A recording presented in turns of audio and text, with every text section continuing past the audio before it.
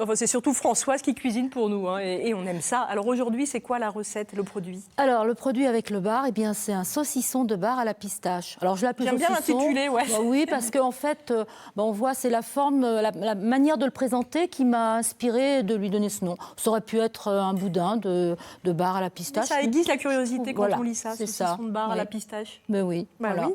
Alors bon, ce bar, en fait, on l'a toute l'année, hein, donc on peut faire cette recette comme on veut. C'est donc un poisson côtier, comme on l'a dit, et qui est très présent sur le littoral charentais, de même que tout le long de la façade atlantique, d'ailleurs. Partout en Nouvelle-Aquitaine, sur toutes les côtes de Nouvelle-Aquitaine, on a du bar. C'est un poisson qui aime les eaux un peu agitées. Et puis, d'ailleurs, en Nouvelle-Aquitaine, on l'appelle volontiers la loubine. Je ne sais pas si vous le saviez. Oui, la loubine. Et puis en Méditerranée, c'est le loup. Le loup, oui. C'est pareil, c'est vraiment le même poisson. Le loup, le bar, la loubine, c'est le même poisson. Oui, tout à fait. Et donc, il aime, en fait, c'est un poisson qui s'adapte très bien à l'environnement. Donc, ça lui permet de rentrer dans les estuaires. Et puis, l'hiver, il va aller se protéger du froid dans des eaux plus profondes. Voilà. Et alors, je vous parlais aussi du bar de ligne au début de cette émission.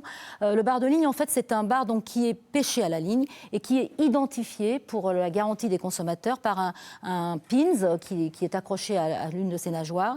Et alors, en Charente, à la fin du XXe siècle, les pêcheurs professionnels se sont mobilisés pour aller dans une démarche qualité qui leur a permis d'obtenir un identifiant signé Poitou-Charentes, donc qui est vraiment la garantie pour le consommateur de ce bar pêché à la ligne. C'est une pêche qui est respectueuse, en fait. Alors, effectivement. Et puis, il y a la traçabilité du poisson. Hein. On sait tout sur lui, hein, où il a été pêché, la date, le port où il a été livré, etc.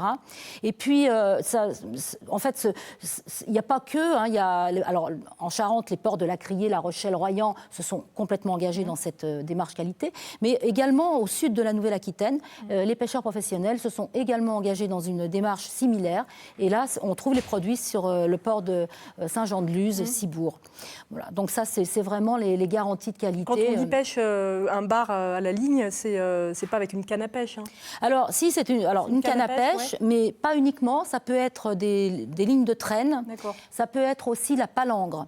Alors, la palangre, c'est une longue ligne qui a des hameçons tout le long de la ligne. Et les hameçons sont accrochés à des avançons, c'est-à-dire ce sont des fils de nylon qui vont être accrochés pour qu'on puisse mettre l'hameçon. Et chaque hameçon va avoir un appât bien spécifique selon la taille et l'espèce du poisson. Alors moi, j'avoue, Françoise, que j'adore le bar parce que je trouve que sa chair est vraiment bonne, elle est fine, elle est... C'est une chair excellente, elle est très fine. C'est un poisson maigre en plus. Donc on peut l'acheter entier comme on le voit là sur ce plateau. On peut l'acheter en filet si on veut. Il y a vraiment pas de problème. Alors l'intérêt de cette pêche à la ligne aussi, elle a quand même de gros avantages, des atouts. Il y en a beaucoup, alors on ne peut pas tous les citer, mais juste quelques-uns. Effectivement, comme vous l'avez dit, c'est une pêche qui est respectueuse de la faune et de la flore, les deux. Pourquoi ? Parce que les fonds marins ne risquent pas d'être abîmés par des pêches massives. Ensuite, c'est un poisson, la ligne elle-même, comme je l'ai dit, est très sélective en termes de taille et d'espèce. Et puis, il est remonté... le poisson va être vivant sur le bateau, pardon. Donc ça permet de ne pas risquer d'avoir un poisson traumatisé par exemple, s'il est trop serré dans les filets. Et puis remonter vivant, eh bien, il va être traité tout de suite pour préserver la qualité de sa chair. Ouais, donc c'est une vraie qualité. C'est une démarche supplémentaire. Démarche de qualité. Mais bon, on a d'excellents poissons également pêchés d'une autre manière avec les bars. Alors la recette aujourd'hui. Cette recette, donc. Ce saucisson de bar. J'adore, saucisson de bar. C'est très simple. Vous prenez des filets de bar, vous les coupez en cubes, vous les mettez dans un mixeur avec sel et poivre, vous mixez finement. Cru, oui. Vous mixez finement, vous ajoutez des œufs, de la crème, vous mixez à nouveau finement. Combien d'œufs ? Ça dépend de la recette. Ça peut être 2 œufs, un œuf, un jaune, enfin voilà.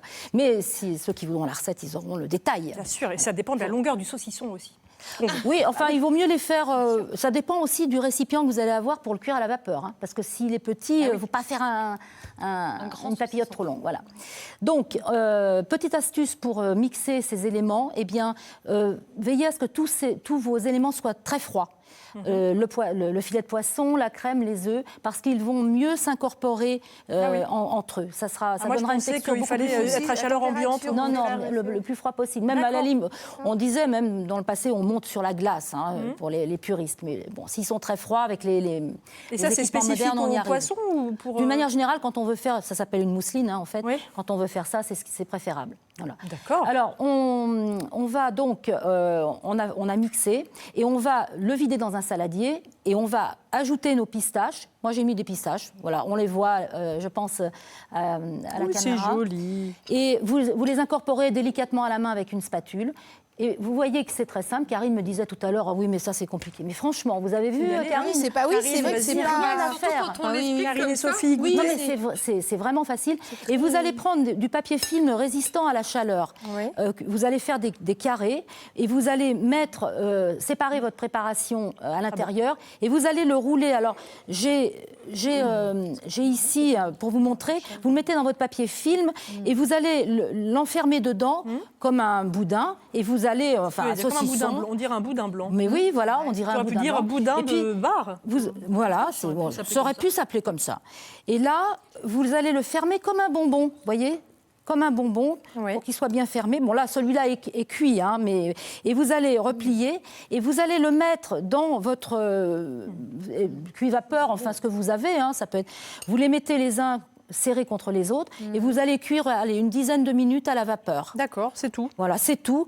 Au bout de ce temps, vous les sortez. Alors, pendant les 10 minutes, vous préparez une petite sauce, tout simplement, échalotes ciselées que vous mettez dans du vin blanc, vous faites réduire... Je sens le vin blanc, c'est hyper bon. Échalotes de vin blanc, c'est très, très bon. Voilà, vous faites réduire pour avoir plus que 2 à 3 cuillères à soupe. Vous ajoutez un fumet de poisson, vous faites réduire à nouveau pour la moitié, à peu près réduire de moitié. Et vous allez ajouter de la crème liquide entière. Alors là, c'est très rapide, vous faites réduire, ça épaissit très vite. Du sel, du poivre, évidemment, il faut contrôler. Et le temps que vous faites ça, c'est cuit. Vous les sortez, vous ouvrez vos papillotes, vous mettez dans les assiettes. Soit vous pré-tranchez pour vos invités, soit vous leur laissez le faire eux-mêmes, parce que c'est amusant de découvrir l'intérieur. Un petit peu de sauce autour, le reste en saucière.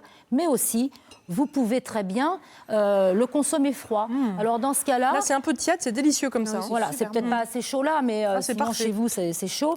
Et sinon, froid, eh bien, quand vous les avez sortis, retirés du feu, vous les laissez complètement refroidir à température ambiante, vous les mettez au réfrigérateur et vous pouvez les servir le lendemain coupés en tranches, avec par exemple une petite mayonnaise ou une chantilly de ciboulette. C'est délicieux aussi. La pistache, j'avoue que c'est très bon dedans. Alors, ça apporte un petit peu de parce que ça donne du croquant. C'est très bon. Ça donne de la mâche, comme on dit, dans nos régions, de la mâche. C'est très bon. Ça apporte du croquant. Je valide encore une fois. J'en ai marre de valider. À chaque fois, je valide.